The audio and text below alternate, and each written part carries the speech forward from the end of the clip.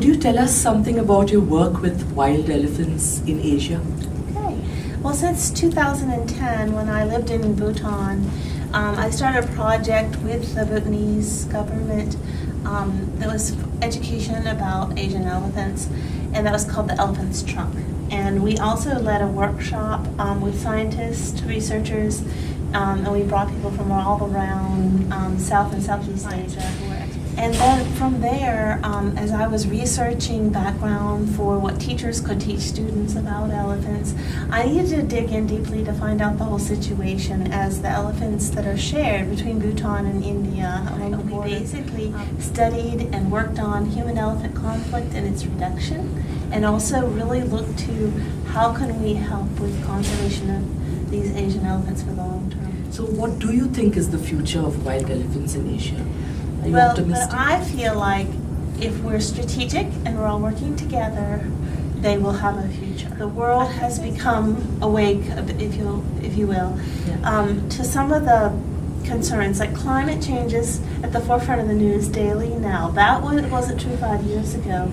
We have to think about things that would actually help elephants. So to reduce climate change, for example, you want more tree cover, you want to hold the carbon in place, and that is beneficial to elephants. They're an umbrella species. What is good for elephants is good for every other species within their ecosystem. So how can we help to conserve them? Well, I believe that every single person throughout the world, even not just those who live with the elephants, but everyone can contribute in some way if they want to. However, the people that live directly with elephants, they gotta have no choice. They face it every day, and it's not always easy because the elephants are hungry.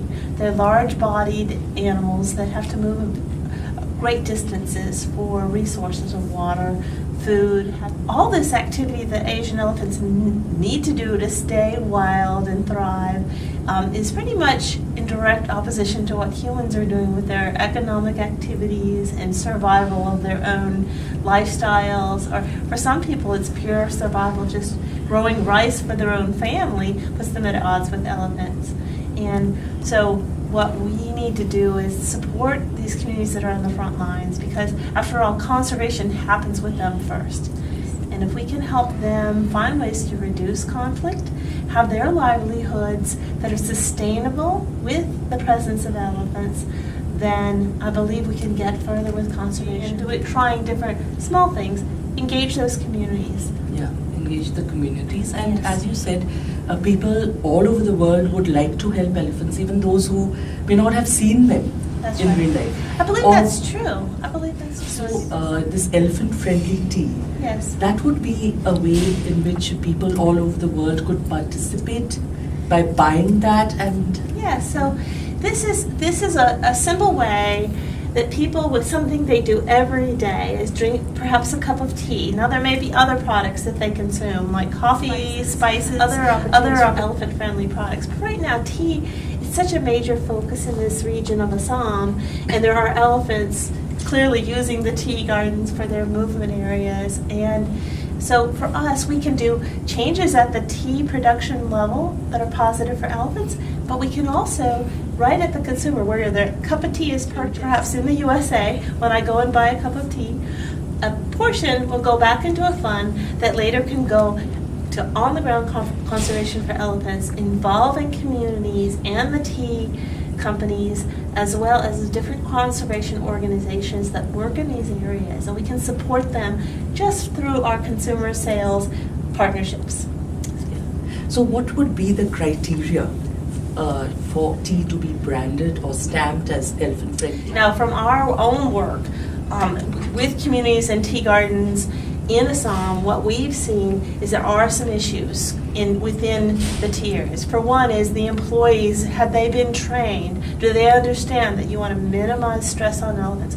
Let the elephants move freely, move away from the elephants, don't chase them, don't harass them, keep the stress levels low, and you'll reduce the chances of people being injured or killed.